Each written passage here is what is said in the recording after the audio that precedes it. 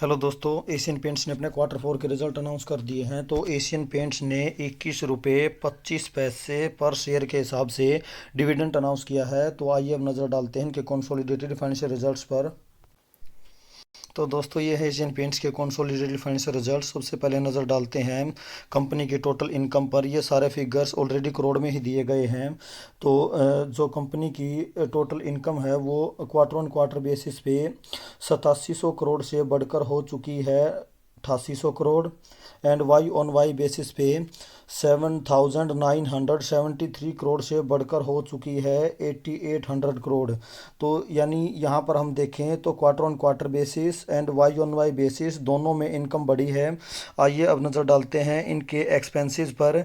तो इनके expenses Q on Q basis पे 7200 करोड़ से घटकर हो चुके हैं 7100 crore. And Y on Y basis पे 6600 करोड़ से बढ़कर हो चुके हैं 7100 करोड़। तो क्वार्टर ऑन क्वार्टर बेसिस पे एक्सपेंसेस कम हुए हैं and Y on Y basis पे एक्सपेंसेस बढ़े हैं। तो क्वार्टर ऑन क्वार्टर बेसिस पे एक्सपेंसेस कम होने की वजह से इनके प्रॉफिट बढ़े होंगे। तो आइए देख लेते हैं इनके प्रॉफिट।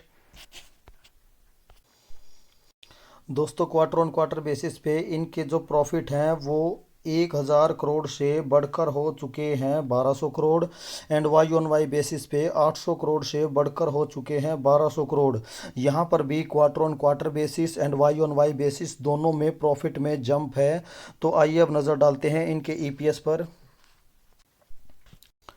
इनके EPS quarter on quarter basis पे 11.19 से बढ़कर हो चुके हैं 12.87 क्यू ऑन क्यू बेसिस पे। And Y on Y basis पे 8.87 से बढ़कर हो चुके हैं 12.887। यानी यहाँ पर भी Q on Q and Y on Y दोनों बेसिस पर इनके ईपीएस बढ़े हैं।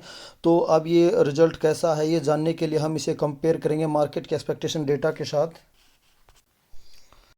दोस्तों, ये हमारे पास मार्केट की एक्सपेक्टेशन का डेटा अवेलेबल है। मार्केट की एक्सपेक्टेशन के हिसाब से जो एशियन पेंट्स का रेवेन्यू है वो बढ़कर हो जाना चाहिए 8755 करोड़।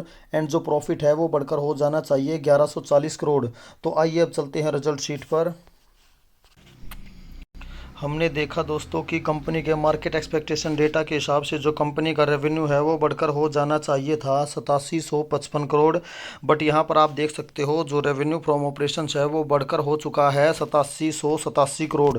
यानी यहाँ पर भी कंपनी ने मार्केट की एक्सपेक्टेशन को बहुत ही अच्छे से बीट किया है। अब देखते हैं प्रॉफिट की टर्म में। हमने कंपनी के मार्केट एक्सपेक्टेशन डेटा में देखा था कि जो कंपनी का प्रॉफिट है वो बढ़कर हो जाना चाहिए 1140 करोड़। बट यहाँ पर आप देख सकते हो जो कंपनी का प्रॉफिट है वो बढ़कर हो चुका है 1258 करोड़।